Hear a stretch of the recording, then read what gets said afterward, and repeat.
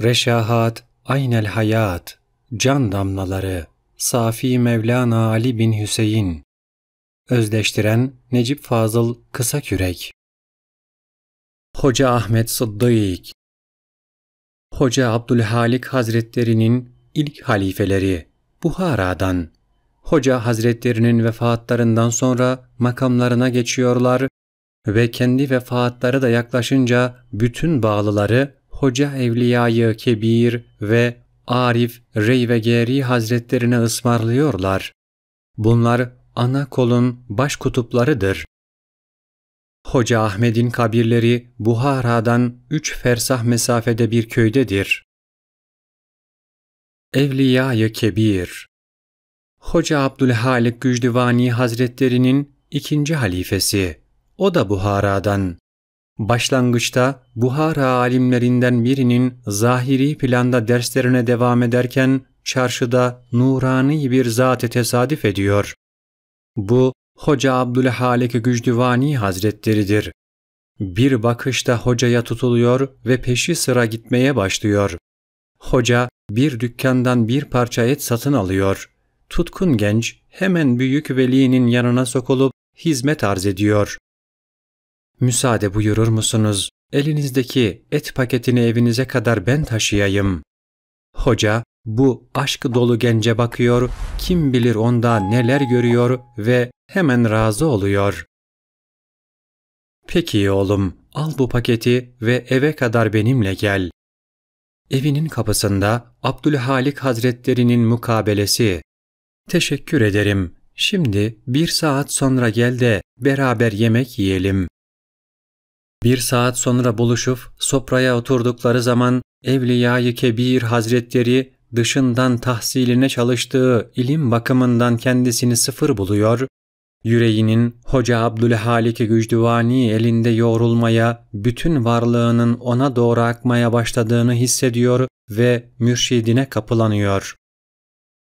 Artık zahir planında kendisine ders veren hocadan sıyrılmıştır. Fakat o hoca, talebesini tarikattan döndürmek için elinden geleni ardına koymamakta. Eski talebesi hakkında da söylemediğini bırakmamakta. Buna karşılık hoca evliya susmakta, asla karşılık vermemekte.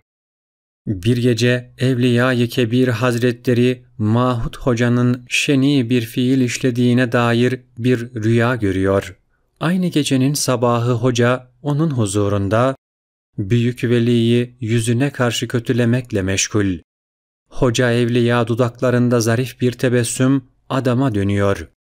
"Ey üstad geçinen adam, gece filan şeni fiili işlersin, gündüz de utanmadan karşımıza geçip bizi hak yolundan döndürmeye yeltenirsin." Hoca bu açık keramet karşısında Evliya-i Kebir'in ayaklarına kapanarcasına ona el uzatıyor, tövbe ediyor. Abdülhalik Gücdüvani Hazretlerinin kısa zamanda Evliya-i Kebir üzerindeki eserini görüp aynı yola giriyor ve eriyor. Evliya-i Kebir Hazretleri Buhara pazarında Sarraflar Mescidi denilen yerde 40 gün, 40 gece bir çile çıkarmışlar. Bu çile esnasında murakabeleri o kadar derin olmuş ki gönüllerine tek bir yabancı his, havatır düşmemiş.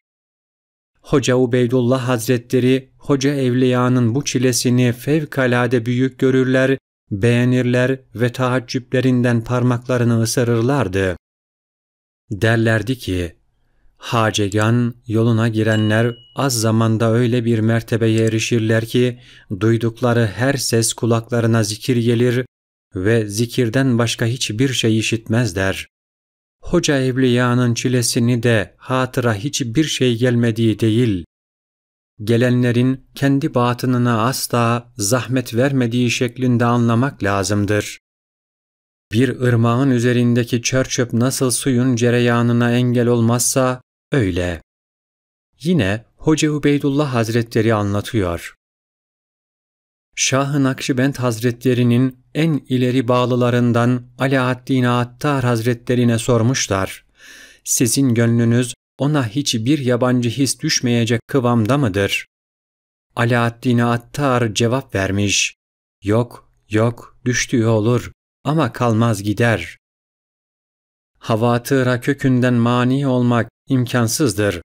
20 yıl nefyettiğim bu fikir bunca emek ve gayretten sonra birdenbire yine zuhur etti fakat karar kılamadı.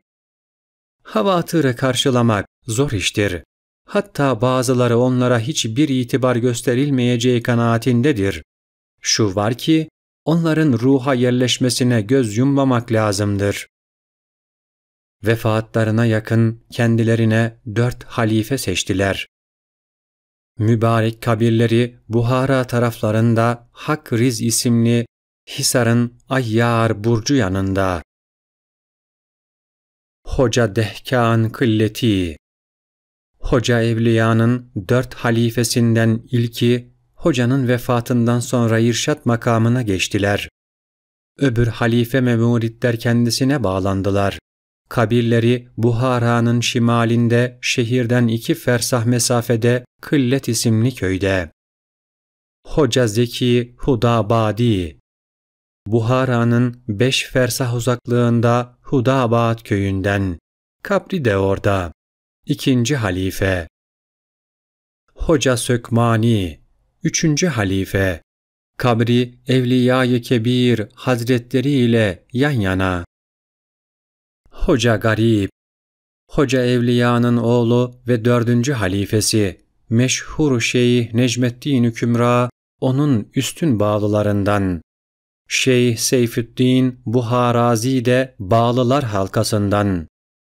Şeyh Seyfüddin, Hoca Garip hakkında sorduğu bir suale bir başka şeyhten şu cevabı alıyor. Tam erdir ve nispeti cezbe ile zinetlenmiştir. Bu cevabı veren şeyh devam ediyor. Ben hayatım boyunca nice veli ve gönül ehliyle görüştüm. Hoca Garip derecesinde hiçbir kimse görmedim. Hoca Garip de 4 halife bıraktı. Hoca Evliya-i Parisa.